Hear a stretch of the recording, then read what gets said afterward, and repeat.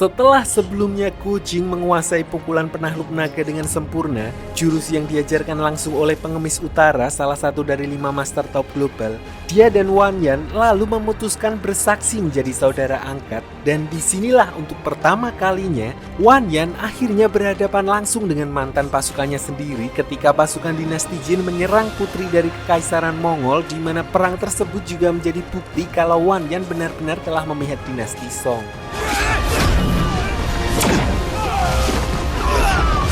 Di tengah pertarungan tersebut, Wanyan yang mengetahui kalau pasukan musuh dipimpin oleh Raja Zhao memutuskan untuk mencari keberadaannya demi menuntut balas atas kematian kedua orang tuanya. Sementara Gojing dan Huang Rong menyusulnya dari belakang. Hingga akhirnya, Wanyan sampai di sebuah rumah kosong yang kemungkinan menjadi tempat persembunyian Raja Zhao. Dan tepat seperti yang diperkirakan, sadar kalau Wanyan mengejarnya, Raja Zhao tiba-tiba muncul untuk menemuinya. Saat itulah Wanyan kemudian membeberkan semua kejahatan yang selama ini telah Raja Zhao lakukan terhadap kedua orang tua kandungnya. Bahkan Wanyan yang merupakan putra angkat Raja Zhao tidak segan-segan menghunuskan pisau tepat ke arah tubuh ayah angkatnya sendiri. Tapi di sini Raja Zhao sama sekali tidak melawan dan bahkan menyuruh Wanyan agar menghabisinya jika hal itu bisa memaafkan kesalahannya di masa lalu. Pada titik inilah emosi Wanyan yang sebelumnya membara dan terlihat berambisi untuk menghabisinya tiba-tiba ciut ketika Raja Zhao menceritakan semua kasih sayang yang beliau berikan selama ini dan perjuangan kerasnya hanya agar kelak Wanyan yang padahal bukan anak kandungnya bisa menjadi penerusnya dan menjanjikan masa depan cerah untuknya.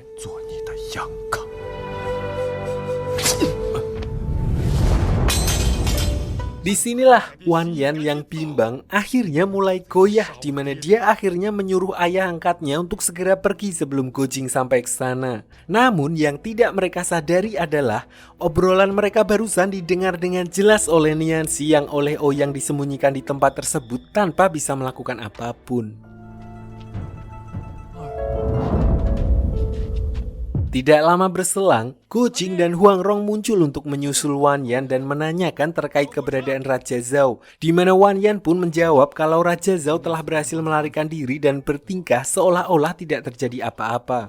Di tengah keputusasaan tersebut, mereka dikejutkan dengan suara gluduk-gluduk yang berasal dari dalam peti mati, dan setelah dibuka, mereka pun dibuat mak pelenggong ketika mengetahui suara tersebut berasal dari Nianxi yang dalam kondisi tertotok titik akupunturnya.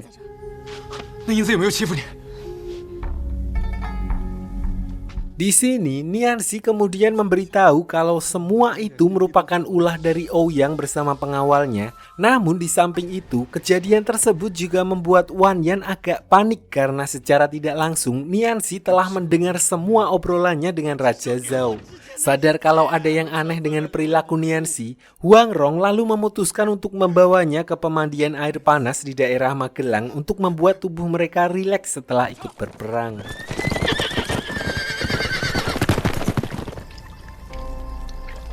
Saat itulah, Nianxi yang merupakan tipikal orang yang polos kemudian menjelaskan semua yang telah dia dengar mengenai masalah tadi siang, di mana sebenarnya Wanyan telah menikam Raja Zhao, namun akhirnya dia mulai ragu dan tidak tega untuk menghabisinya. Di sisi lain, ternyata Wanyan juga telah mengakui perbuatannya di hadapan Gojing, di mana Gojing justru mengerti bagaimana sulitnya posisi Wanyan dan menilai apa yang menjadi keputusannya adalah hal yang wajar mengingat Raja Zhao adalah orang yang telah membesarkannya. Oleh karena itu, dia menghargai sikap Wanyan yang sudah berkata jujur kepadanya dan mulai sekarang Gojinglah yang akan membalaskan kematian orang tua mereka.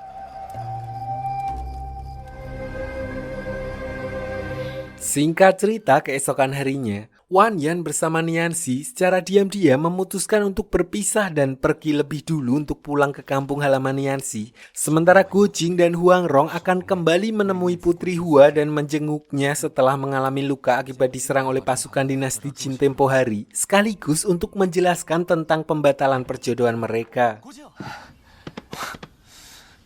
Sedikit cerita mengenai masa kecil Gojing. Dia pernah sekali menyelamatkan seseorang yang ternyata itu adalah Kaisar Mongol, hingga akhirnya Gojing bisa berteman dengan Tolui dan juga Putri Hua, di mana mereka bersama-sama memelihara 2 ekor elang dan dilatih memanah oleh seorang panglima perang bernama Guru JB. Ternyata, meskipun lamban dalam hal ilmu bela diri, namun Gojing sangat handal dalam hal memanah yang membuat Kaisar Mongol semakin terkesan dan akhirnya menjodohkannya dengan putrinya. 你是我的父母，不要寻他，你先，保证你先我一松开。定要寻他多远，就算一会儿。 Masalahnya, sekarang Gojing telah memiliki Huang Rong yang menurutnya lebih makslep dibandingkan Putri Hua, di mana hal itu membuat cekcok antara Gojing dan Putri Hua sampai akhirnya Huang Rong yang merasa dia telah salah pilih, merasa kecewa, dia pun mengalah dan memutuskan untuk kembali pulang ke Pulau Bunga Persik. 蓉儿，妹子， Sadar kalau semua itu merupakan kesalahannya, Gojing lalu memutuskan untuk menyusul Huang Rong ke Pulau Bunga Persik, sebuah tempat terpencil dan misterius yang baru pertama kali dia kunjungi, mengingat pulau tersebut adalah kediaman iblis sesat yang terisolasi dari dunia luar dan bahkan tidak sedikit orang yang meninggal karena nekat masuk ke pulau tersebut. Dan tepat seperti apa yang diduga, begitu sampai di TKP, Gojing langsung dibuat bingung ketika dia disambut dengan pola labirin persis seperti di kediaman Tuan Lu. Di tengah kebingungan tersebut, dia sempat mendengar suara seseorang dari dalam gua yang menyuruhnya untuk mencoba sekali lagi melewati pola labirin tersebut. Namun setelah belasan kali mencoba dan hasilnya tetap sama, muncullah seseorang berpakaian semrawut yang memiliki sifat kekanak-kanakan. Tapi meskipun penampilannya seperti itu, beliau adalah adik seperguruan dari Dewa Pusat sekaligus seorang master bela diri hebat pada zamannya yang bernama Zhou Botong, atau lebih dikenal dengan nama bocah tua nakal. Di sini, beliau kemudian memberitahu kalau dirinya telah terjebak di pulau itu selama 15 tahun dan iblis sesat tidak akan pernah berani menghabisinya karena beliau membawa sesuatu yang merupakan benda paling berharga dalam hidupnya. Belum diketahui apa itu. Yang jelas, iblis sesat sangat menginginkan benda yang dibawa oleh Botuna dan jika iblis sesat berani ke sana, Botuna mengancam dia akan menghancurkan benda tersebut. 前辈，你这么盯着我干嘛？ Di sini, beliau lalu mengajak Gojing untuk mengasah skillnya karena selama 15 tahun terakhir beliau tidak melakukan open fight dengan siapapun, di mana dia lalu menyadari kalau Gojing pernah belajar ilmu bela diri dengan para juniornya yaitu Aliansi 7 Pendeta. 你师傅不是江南奇怪吗？怎么还会？ Seperti yang sudah saya jelaskan sebelumnya, meskipun cengengesan, namun ilmu bela diri Botuna patut diperhitungkan di mana selama 15 tahun terkurung di sana, beliau mengembangkan sebuah jurus mirip dengan jurus bayangan yang sama sekali belum pernah ada sebelumnya.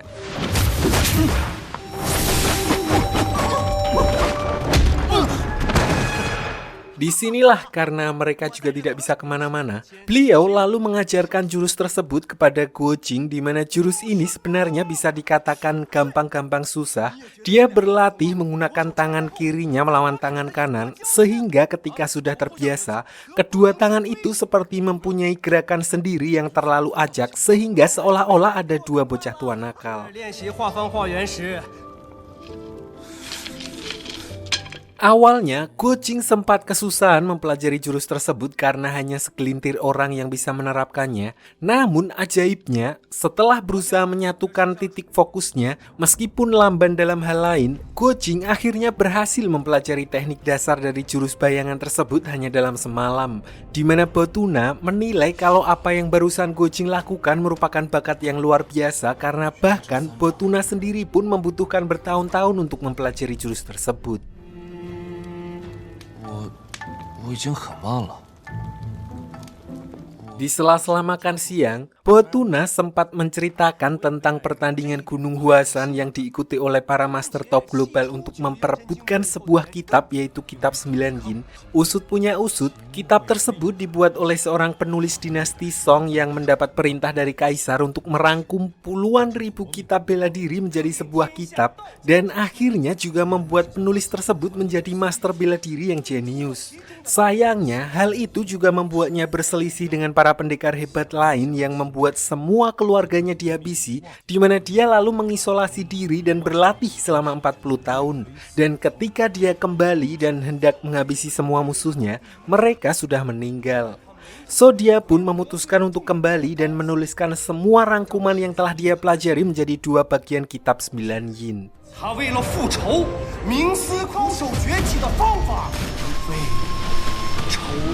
Nah, setelah kematian beliau, kitab tersebut menjadi barang paling berharga di dunia persilatan hingga akhirnya Dewa Pusat memenangkan pertandingan Gunung Huasan dan mengklaim kalau kitab tersebut sebagai bentuk hadiahnya. Sementara itu di sisi lain, diperlihatkan Wan Yan dan Nian Xi yang sedang berada di sebuah desa di mana mereka terpaksa mengamen dengan menunjukkan beberapa skill ilmu bela diri mereka untuk menyambung hidup. Peristiwa ini pun merupakan momen pertama kali Wan Yan merasakan bagaimana sulitnya mencari uang sekaligus merasakan menjadi manusia golongan bawah atau di sini biasa disebut melarat.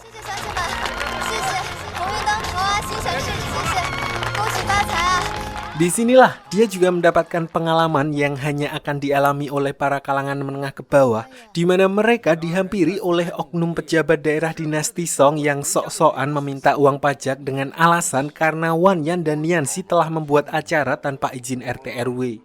Sebenarnya Nian Xi ikhlas-ikhlas saja jika harus membayar. Namun ketika pejabat tersebut mencoba menodai harga dirinya, Wan Yan yang merupakan pria sejati pun tidak terima dan langsung menghajarnya sebagai bentuk pelajaran.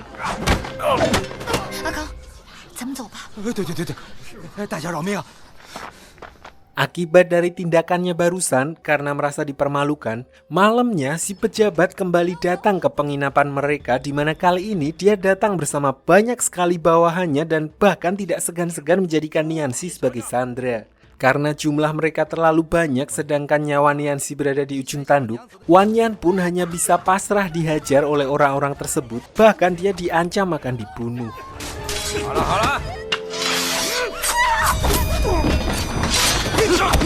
Untungnya, Wan Yan diselamatkan oleh 4 penjaga kerajaan yang ternyata selama ini masih memantau mereka sejak Wan Yan menyelamatkan Raja Zhao, yang akhirnya hal itu membuat si pejabat baru menyadari kalau orang yang dihadapannya itu adalah pangeran dinasti Jin. Namun dari sini jugalah Nian Xi akhirnya mengetahui sifat asli Wan Yan yang seorang temperamen, meluap-luap ketika sedang emosi.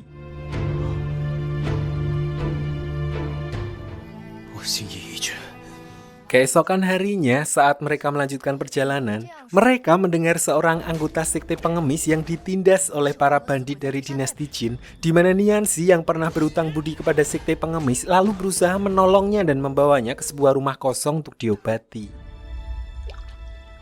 Dalam kondisinya yang sekarat, orang itu kemudian memberitahu alasan para bandit itu berniat membunuhnya adalah karena dia mengetahui lokasi di mana buku wasiat Yu Fei berada, kitab strategi perang yang diincar oleh Raja Zhao, di mana orang itu meminta kepada Nian Xi untuk memberitahu kepada para petinggi sekte pengemis kalau buku tersebut berada di dalam sebuah tempat yang bernama Aula Cuihan. Sampai di sini pun, Nian Xi tidak menyadari bahwa selama ini Wan Yan telah mendapat tugas dari Raja Zhao untuk mencari kitab wasiat Yu Fei, di mana hal itu membuatnya gojek-gajek, bimbang antara memilih Nian Xi atau memberitahu Raja Zhao tentang keberadaan wasiat Yu Fei, sampai pada akhirnya dia pun tergoda oleh hasutan syaiton dan langsung menghabisi orang tersebut.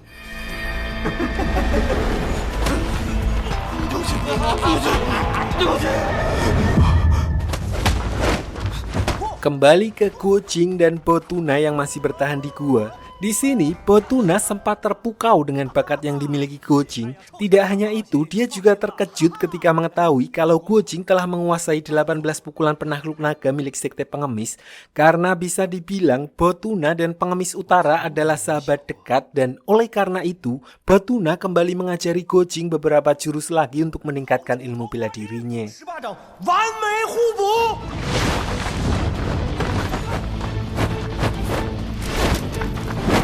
Sampai di sini, dia lalu mendapat ide untuk memanggil elang-elangnya dan memberikan pesan kepada Pengemis Utara untuk membantunya berbicara kepada iblis sesat, di mana dia justru bertemu dengan Huang Rong yang sudah tidak kuat menahan kangen untuk bertemu.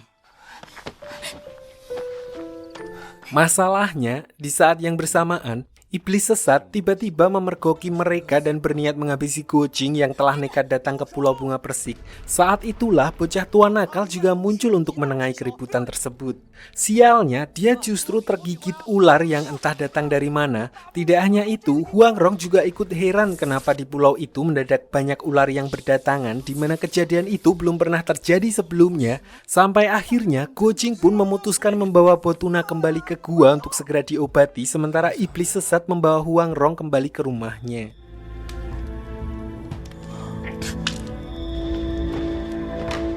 Melihat bocah tua nakal dalam kondisi sekarat, Guojing kemudian menggunakan segala cara untuk mengobatinya. Dia juga mengoleskan obat pemberian Huang Rong dan tolak angin untuk membuat tubuhnya terjaga. Alhamdulillah, obat tersebut bekerja dengan cepat, di mana Botuna akhirnya pulih hanya dalam hitungan jam. Di momen itu, bocah tua nakal yang merasa hutang budi lalu memutuskan untuk mengangkat Guojing sebagai saudara angkat. 白雕在上，好，开心，好兄弟，我有哥哥了。 Di sini merasa semakin dekat satu sama lain. Botuna lalu mengecek beberapa barang bawaan milik Guojing, di mana dia dibuat makdek begitu melihat sebuah gulungan yang berisi tulisan-tulisan aneh, dan betapa terkejutnya bocah tua nakal kalau ternyata itu adalah setengah bagian dari kitab 9 yin, di mana sebelumnya 6 pendekar aneh mencurinya dari Mei Chaofeng dan entah sengaja atau tidak, dia menggunakannya sebagai bungkus belati dan memberikannya kepada Guojing. Sadar kalau kitab tersebut adalah benda yang paling dicari, bocah tua nakal pun meminta benda itu dari Guojing, siapa tahu suatu saat akan berguna. 大哥喜欢，那就拿去，我再找一个就是了。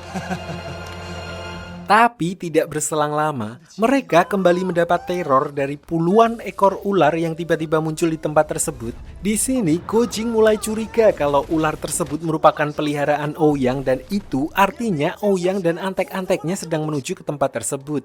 Dan tepat seperti apa yang diperkirakan Guojing sebelumnya, diperlihatkan Ouyang yang telah berada di dekat Pulau Bunga Persik, di mana iblis sesat yang telah mengetahui kedatangan tamu kemudian mengeluarkan jurus dari jarak jauh yang langsung membuat Ouyang terpental saat itu juga.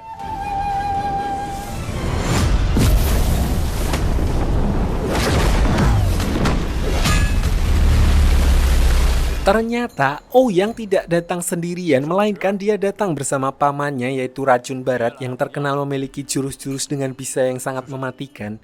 Di sini dia mulai menjelaskan kepada iblis sesat yang mendatangi kapal mereka agar memaklumi apa yang telah Ouyang perbuat. Di mana sebagai kawan lama sekaligus sesama 5 master top global, iblis sesat akhirnya memaklumi hal itu dan membawa mereka untuk berkunjung ke kediamannya. 快走，快走。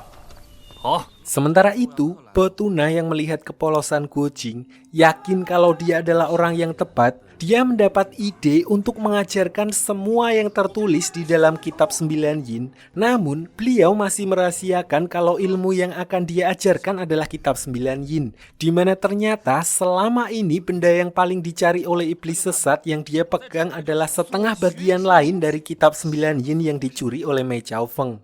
Artinya, tanpa Guojing sadari, bocah tua nakal akan mengajarinya sebuah kitab sempurna yang berisi jurus-jurus yang menjadi puncak dalam teknik bela diri di daratan tengah. 为了复仇，冥思空手崛起的方法。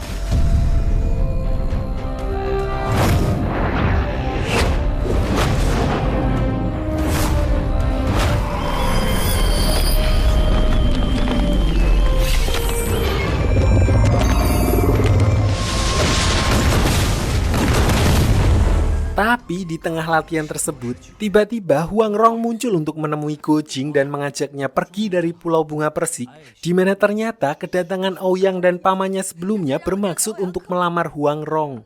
Mengetahui hal itu, Botuna pun menyuruh mereka untuk segera bergegas meninggalkan tempat tersebut sementara dirinya akan menyusul setelah urusannya dengan iblis sesat selesai.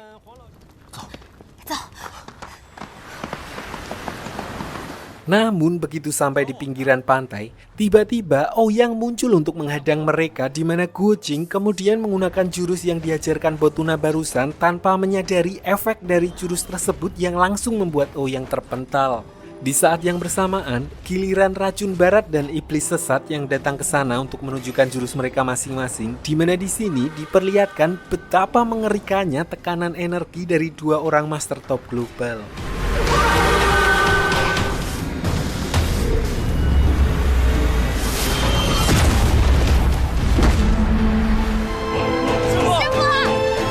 Sampai akhirnya, pengemis utara yang telah menerima pesan dari Guo Jing muncul di sana dan langsung menengahi adu kekuatan tersebut, di mana kejadian ini merupakan momen pertama kali ketiga Master Top Global berkumpul kembali setelah pertandingan Gunung Huasan yang terjadi 20 tahun yang lalu.